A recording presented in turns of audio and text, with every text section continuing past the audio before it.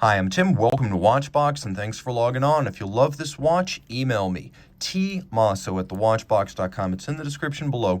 Your purchase, pricing, and sales email concierge for this watch or any watch you see on any Watchbox platform, including the website.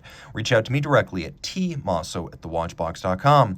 Today, we're discussing a 2021 annual-only edition, so only available for the 2021 model year from the Glashutte Original Vintage family. This is the Glashutte Original 60s Chronograph Annual Edition. And what's annual about it is this lovely silver blue dégradé dial. So the timepiece features a movement made in-house with a dial crafted by Glashutte Original's own dial factory in Pforzheim, Germany. The watch is 42 millimeters in diameter in stainless steel, 13 millimeters thick, 48.3 millimeters from lug tip to lug tip, and it has a 20 millimeter spacing between the lugs. And it is designed to evoke the swinging 60s. Now, I do wonder how much the 60s actually swung in East Germany, but at the very least, it does capture the spirit of the era in Europe as a whole. Now, taking a quick look at the watch on my wrist, you can see, although vintage-inspired, it is quite large. At 42 millimeters, this is a full-sized, modern, casual complication. It's not quite a dress watch, though it can perform ably in that capacity, and it's not quite a sports watch, though it is sporty. This is what I like to call an all-arounder. The timepiece is broad enough that I wouldn't recommend it for a wrist smaller than 14 centimeters in circumference.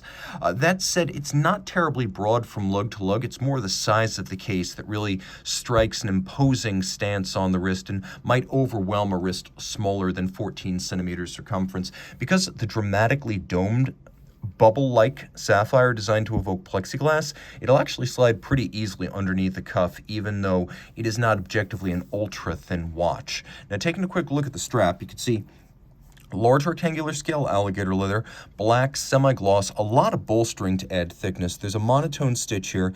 We've actually got a folded edge. In spite of the size of the edge, it is folded. It's not a shear cut. And then there's black calfskin on the bottom. As you can see, this is a brand new Glashutte Original factory strap. It's in outstanding condition.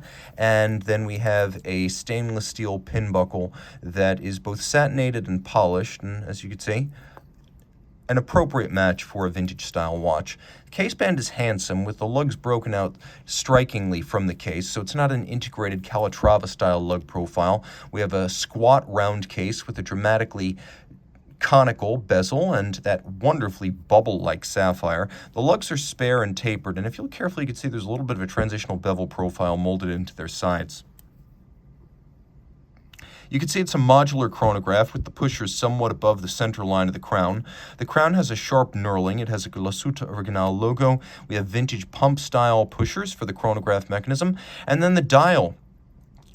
Several steps were involved in creating this dial: stamping, machine brushing, and then varnishing. And it is the varnish that fades from dark at the edge to relatively thin and bright and translucent at the center, revealing more of the underlying metal. So you have that wonderful dégradé, and then you also have a dramatic camber. You can see that the dial itself has a little bit of the bubble profile of the sapphire. We have two sunken registers, a twin register design, no date dial to give it the vintage look. We have lovely 60s inspired font for the 6 and the 12. And if you look carefully, you can see that the indices are actually milled into the dial and then internally mirror polished, which is a wonderfully dramatic and unconventional look that I've seen on no other watch.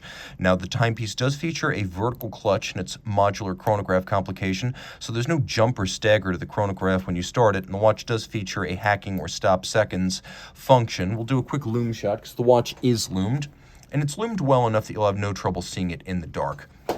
Flipping it all over, you can see the caseback sapphire is almost as dramatically domed as the dial side.